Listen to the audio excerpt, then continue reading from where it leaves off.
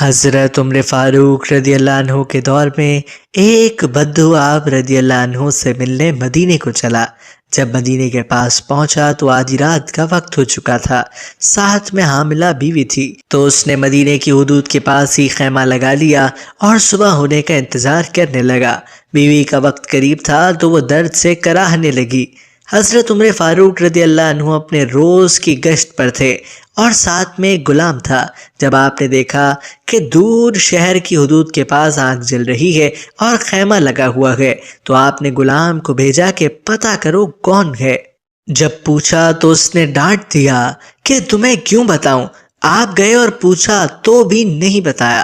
آپ نے کہا کہ اندر سے کراہنے کی آواز آتی ہے، کوئی درد سے چیخ رہا ہے، بتاؤ کیا بات ہے؟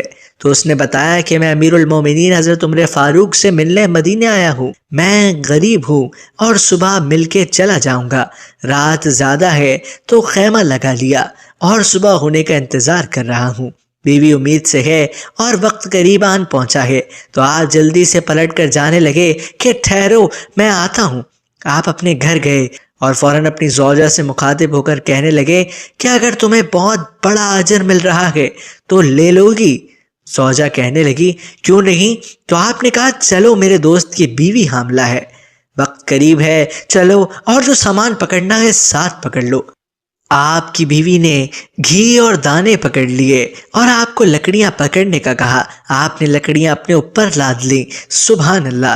یہ کوئی کونسلر، ناظم، ایم پی اے، ایم این اے نہیں، یہ اس کا ذکر ہو رہا ہے دوستوں، جو کہ 22 لاکھ مربع میل کا حکمران ہے، جس کے قوانین آج بھی چلتے ہیں، جو عمر فاروق ہے۔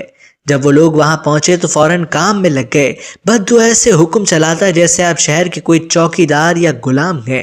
کبھی پانی مانگتا تو آپ دوڑے دوڑے پانی دیتے، کبھی پریشانی میں پوچھتا کہ تیری بیوی کو یہ کام آتا بھی ہے تو آپ جواب دیتے، جبکہ اس کو کیا پتا کہ امیر المومنین حضرت عمر فاروق خود ہیں۔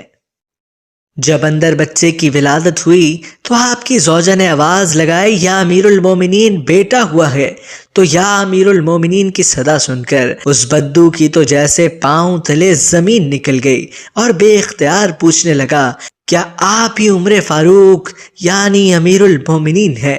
آپ عمر ہیں، وہی جس کے نام سے کیسر و کسرا کانپتے ہیں؟ آپ وہی ہیں، وہی والے عمر ہیں جس کے بارے میں حضرت علی نے کہا ہے کہ آپ کے لیے دعا کرتا ہوں، اور جس کو رسول صلی اللہ علیہ وسلم نے دعا مانگ کر اسلام کے لیے مانگا، وہی والے نا؟ آپ نے کہا ہاں ہاں میں وہی ہوں۔ اس نے کہا کہ ایک غریب کی بیوی کے کام کاج میں آپ کی بیوی خاتون اول لگی ہوئی ہے، اور دھوئیں کے پاس آپ نے اپنی داڑھی لپیٹ لی اور میری خدمت کرتے رہے۔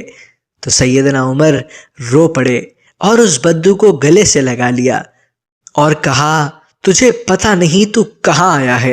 یہ مدینہ ہے، میرے آقا کا مدینہ، یہاں امیروں کے نہیں غریبوں کے استقبال ہوتے ہیں، غریبوں کو عزتیں ملتی ہے، مزدور اور یتیم بھی سر اٹھا کر چلتے ہیں۔